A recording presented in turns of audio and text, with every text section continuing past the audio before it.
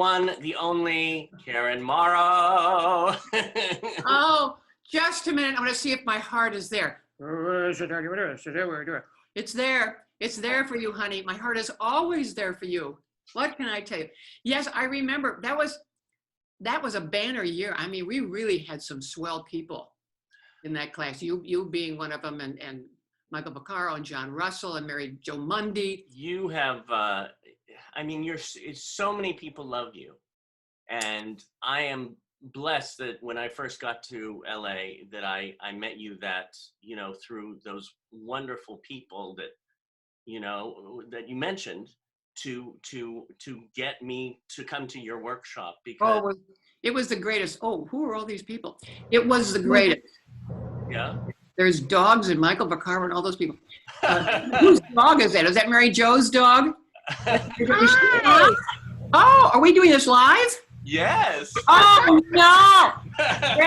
Oh, look! Greg told me that you were going to do. You were going to edit it. And who is that? Is that I can't see with like up? Oh, he wasn't supposed to say anything. Oh no! So this is talk about spontaneous. Look at this was. This was the class. Yes. Where's Johnny? Where's Johnny? Johnny, turn on. Turn your video on. Yeah, video on. Oh, start the video. And you're. Yeah, there you are. Oh, Technology. oh my God, there are the stars. And it's so wonderful because who are the three people Karen mentioned at the beginning of the interview? No way. What did you say? Yeah, I didn't hear it. Oh, well, I know. I said, the first thing I did when I got to LA was come to an open mic, and I met these three amazing friends who got me into your class, and she boom, boom, boom. I said, oh, that was the greatest class. I said, oh, Michael VACCARO, John Russell, MARYJO MUNDY. I mean, I just went bang, bang, bang right down the line. I mean, come on, it was. At this moment, I'm having a hard time thinking who else was in that class. Well, we had a lot of people. We did. There were a lot of people. There were a lot of great people in that class. But that was a great class. That was one of the best experiences of my life. Not just my professional life, my personal life as well. But you guys taught me everything. You taught me everything. You taught. You let me teach you everything, and I must say that. This just makes me crazy that you guys are doing this. You guys are. Oh my God! Is everybody okay? MARYJO, you had a lot of trouble, MARYJO. I had quite the week. I sure did, but I'm okay. Yeah, my husband had a moment, and I had a couple moments, and I lost my sister. So unfortunately, I'm so sorry. Yeah, it's been one of those weeks. It's okay. So, but I'm just so grateful to be here and see your face. And you look so cute. What is that? What is that virtual reality you have behind you? Yeah, well, I look even better with this. Look at when I turn the light on. Oh, don't I look like 19? So I wanted you to see the before and the after. There you go. It's like a little crown. I know. I found it. And I love it. It's like I'm a little. It's more like a halo, little angel. I went for a nature background. I love it. I'm actually standing on the street in Studio City. Well, see, honey, see what you can pick up. Now, listen. Is that a virtual? Is that a green screen behind you? I don't have a green screen. I have just a virtual background. Yeah. My system won't do that. But Michael. Yeah. Yes. No. I'm literally outside. I'm on Kling Street.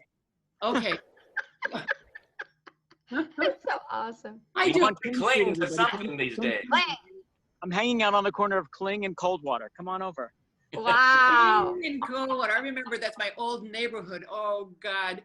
Oh God, I miss it. I miss it. And John, I'm going to see him tomorrow or Sunday. Yeah. What am I going to see you? Tomorrow. Tomorrow.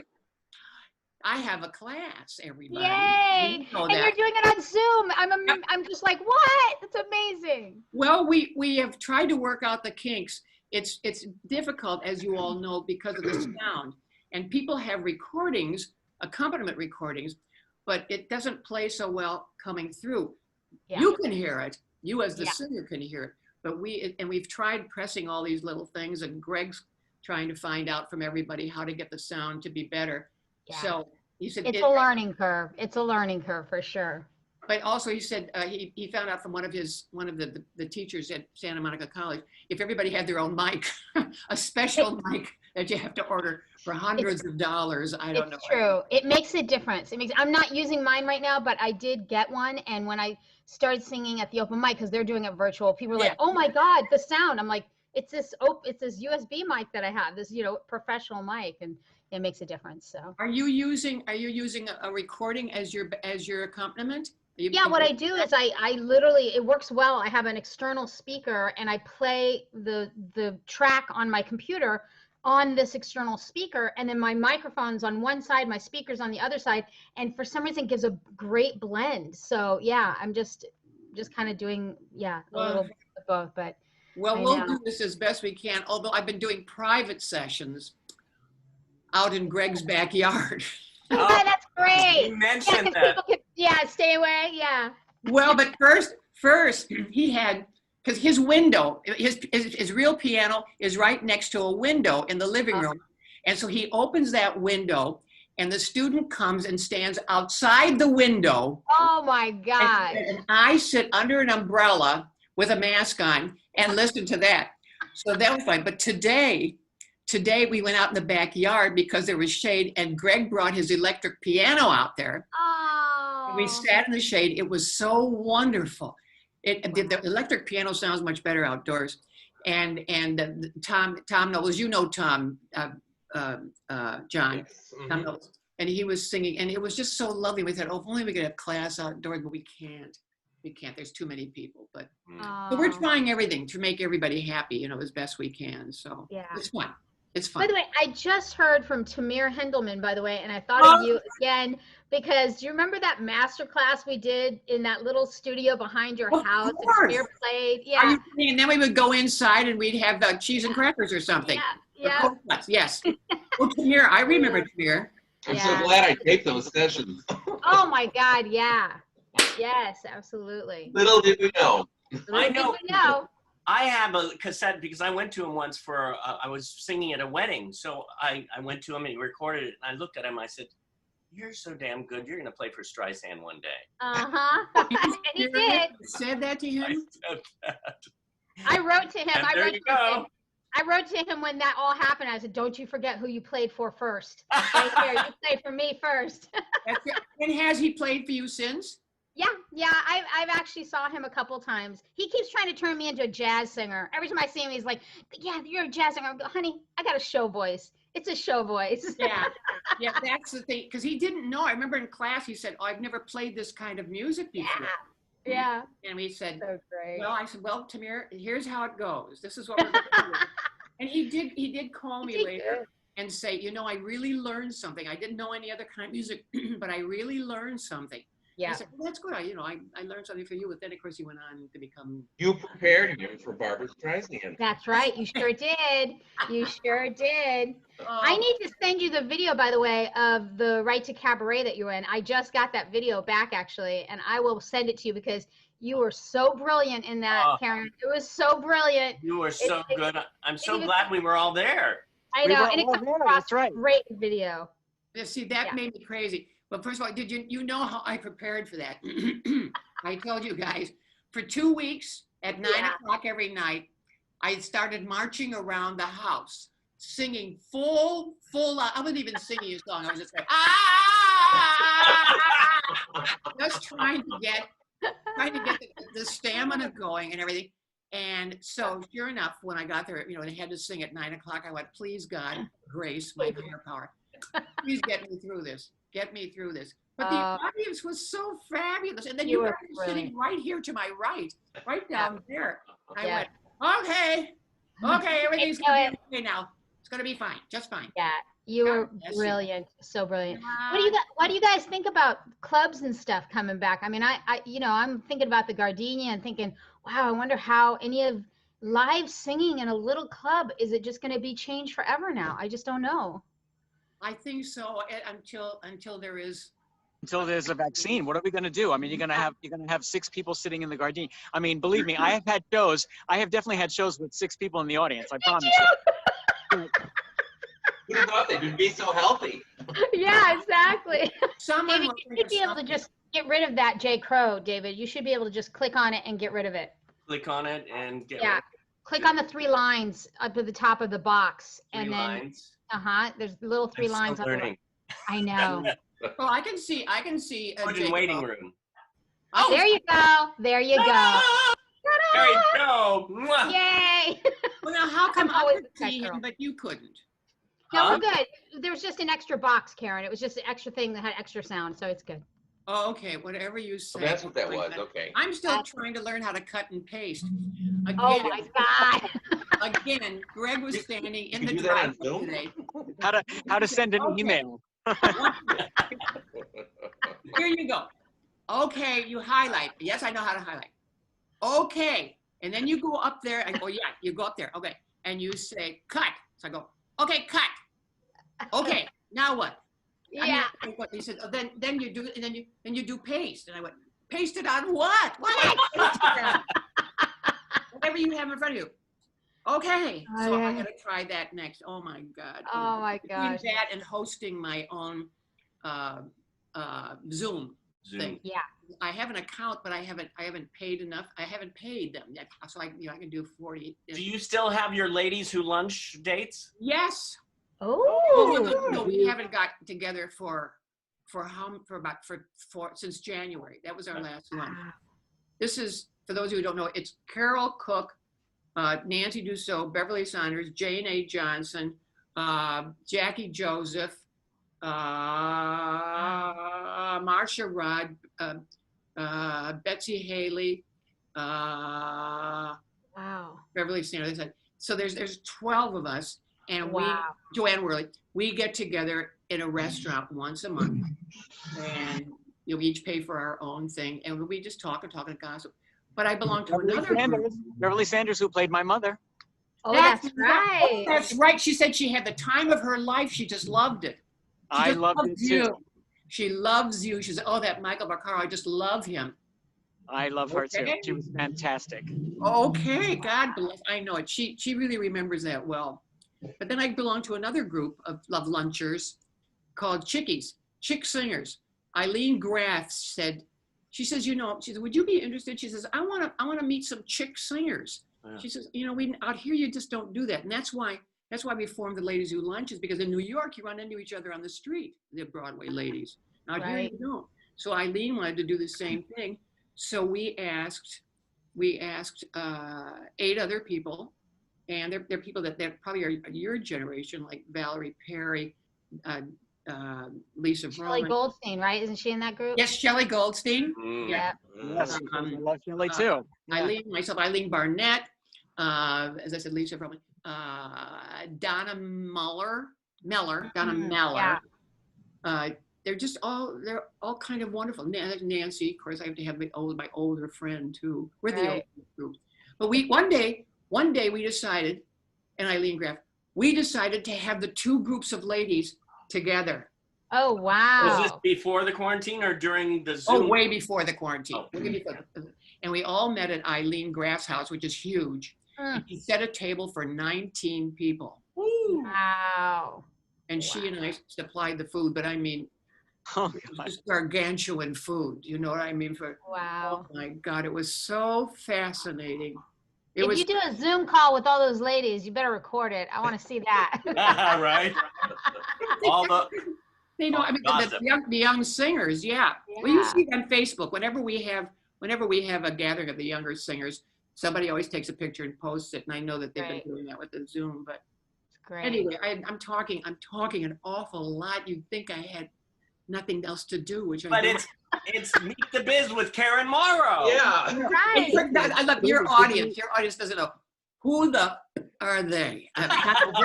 Well, this Who is is she? maybe a good segue. David, did you show the 2 clips that I sent? We haven't showed the clips, but you should tell about that one. Or tell about Okay. both. Okay, well, Yeah. I sent David a couple of clips earlier today that I was thinking that maybe he would show. First of all, is the clip from I Had a Ball with you and Buddy Hackett, Yeah. which of course is astounding and brilliant and amazing, right? Yeah. Everybody should watch it. I think any performer, man, woman, young, old, everybody should watch it because it's absolute perfection. But I talked to David earlier about doing this, and I wanted to tell this story. And I don't know if I've ever told you this, but I am a huge huge fan of the show Follies by Mr. Yeah. Sondheim, right? And I have traveled all over the place to see it. I saw it on Broadway. I had seen regional productions. I actually bought a ticket and got on a plane, and I went to London to see it when they did it in London. Wow. The amazing new production where they wrote new music with Diana Rigg and Julia McKenzie and all of that stuff. So I love Follies and have always loved Follies. And then at one point, before I met you, Karen Morrow, I went to the Long Beach Civic Light Opera to see the production there. And I will tell you now, and now I'm 56 years old, and I think I saw my first production of Follies when I was maybe 18 or something like that. Karen Morrow sings the absolute best rendition of I Am Still Here that I have ever seen in my entire life. Oh, This agreed. And those somebody of you who are watching, he is biased because that is Listen, very. I watched it right before, and it's like stunning. It's It is unbelievable. absolutely stunning. And Karen does this wonderful thing where she sort of rides the fence between it. It's very poignant. It's beautiful. It's also funny. It's a little sad. It's really, Karen hits every single note dramatically in the song, besides it being just sung absolutely perfectly. It is the quintessential I'm Still Here. Black sable one day, next day it goes into hot. But I'm here. Top billing Monday, Tuesday you're touring in Scotland. But I'm here. First, you're another slow wine baby. Then someone's mother, then your pimp. And you career, from career to career. I'm almost through my memoirs, and I'm here. I've gotten through, hey lady, harming you. Who said, wow, what a looker you were? Or better yet, sorry, I thought you were. Who says whatever happened to her? Sometimes I see them all in my dear. I'm still here. Lush velvet sometimes just pretzels and beer. But I'm here. I run the gamut. A, B, C, 3 cheers, and say of me. I got through all of last year, and I'm here. Going out that east I was there, and I'm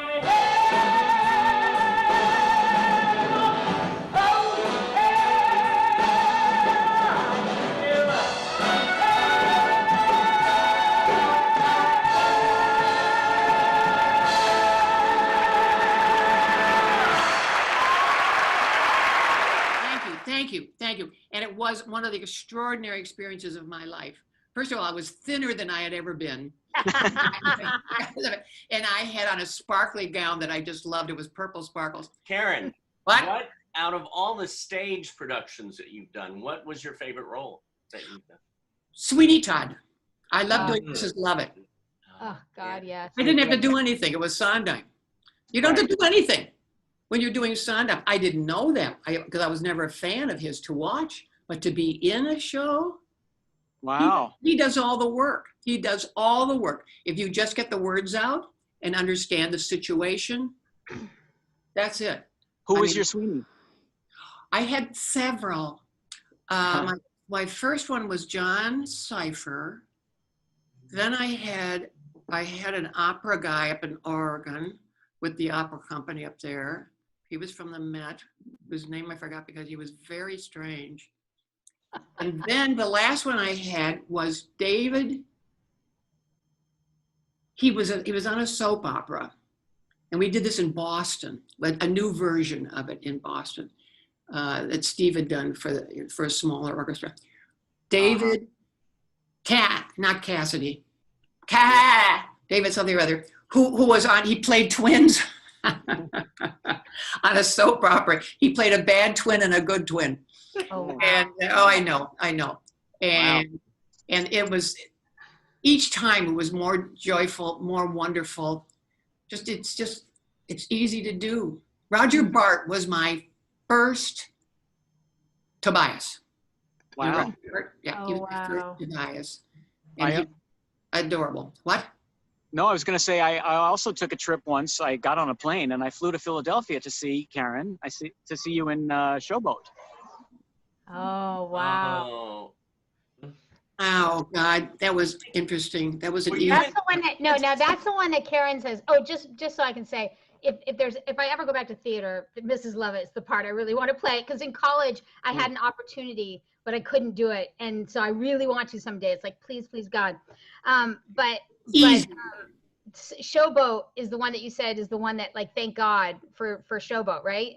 Tell that story. Like, that's the one that you're like, it helped you with your life. And yeah. It set me up for the rest of my life, Yeah. financially. Yeah. And I wasn't being paid as much as the woman on Broadway who was doing it before, Carol Shelley. So, I mean, they actually were lucky to get me because I took a cut. But for me, it was a huge increase, and I made enough money to be a cushion for the rest of my life. But that You didn't get rich off of the class? What? What? The class is Oh, I remember, John, do you remember while I was gone, I made sure that I had substitutes for every other Monday. We had Charles Nelson Riley. I remember. I'm trying to think who else we Albert had. Haig. Well, I remember Charles. I also remember Nancy. Yes, Nancy. And I'm trying to think if Beverly did that or not. Beverly did it a couple of times. She was Yes, wonderful. she did Saturday afternoon. But yeah, so I tried to get that arranged for Who was the guy from UCLA? He was really good too. John Hall. Yes, he was wonderful. He Yeah. was the head of the department. He was the head of the department there. And so, I mean, arranging all of that was wonderful. And the show was wonderful because all I did was sing one little song, a little verse of a song. I got like second billing. I got the second to the last curtain call, and I didn't have to do much. I could go out and, I mean, it was great. I could go out and have some wine at night, stuff like that. Right. And how, MARYJO and David and John, when did you all start the class? I don't remember what year I started the class, but it was at the Cinegrill at the time Yeah. Yes. with That's JD. that's the same year. Well, I Wasn't it started it, it was 96? still at the place over on Olive, I think it was. There was Yes, a that small was the theater. one that was the Bob Hope property. And remember, Yeah. we had to leave there because he was going to tear it down.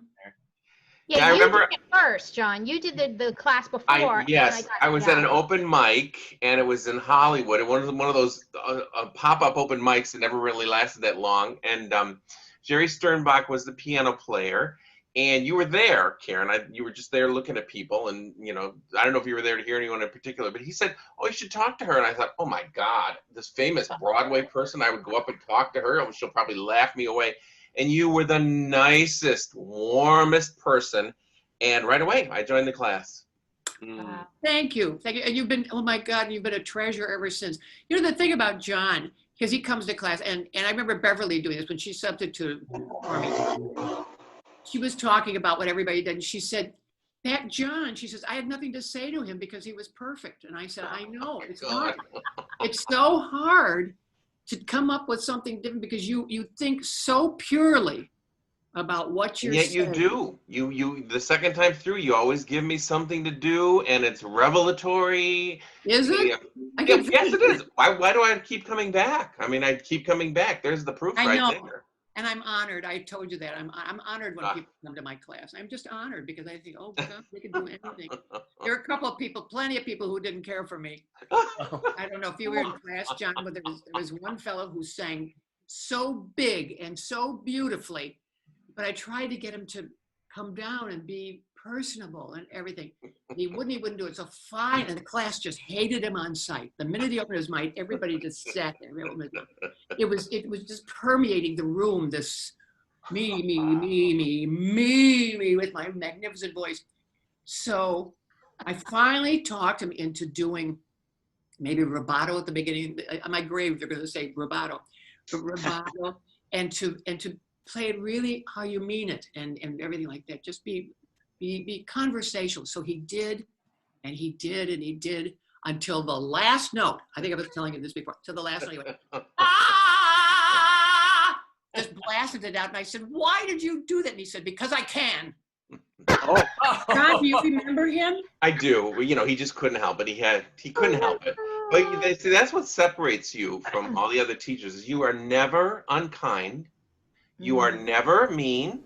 You never say anything that's derogatory to these people that might bruise or hurt their egos. You know, you're just with them 100%, connected to whatever they're doing, and you have this uncanny way of just zeroing in on whatever they need at that moment, and you help them with that. And sometimes they get it, and sometimes they don't. Oh, I couldn't. Well, the thing is that he called me on my way home on my phone and started arguing with me. He just always argued with me about why he shouldn't do what I tell him to do. Anyway, fortunately, he left. He's happily married and he's just fine now. So That was it. He's belting it out to her. I Yeah. remember the show. I remember the Cinegirl too, because that's where I started. I think that was 96, 97 when I moved here. Yeah. Yeah, and it was at the Cinegirl. I remember that. And I just remember the funny thing, Karen, was like you for some reason, like cabaret shows eluded me. I didn't get how to do a cabaret show. I just didn't get it. Because in Chicago, we would just sit in a bar filled with smoke for 5 hours and just sing every song we knew. And it was like, and people didn't listen. And it was just like, so I came from like piano bar that was called cabaret. And when I got to LA, I'll never forget you teaching me like how to structure my first show. Like, and it stuck with me the whole time. Every show I've ever done, I've always think about, one of the first things you said was the opening number, they're judging you. They're looking at you and judging you. So don't make that number make it something fun and something introductory, but don't worry because they're judging you. And then I just remember you just kind of building each little brick of a show.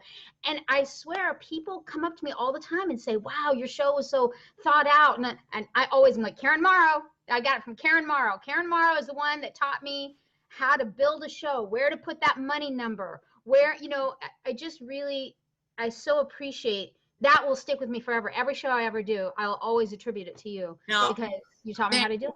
Here's the thing I'm thinking about. Do you guys know something about my health that I don't know? I mean, this is like a testimonial memorial. It's like I'm gonna die tomorrow. You're okay. You're okay.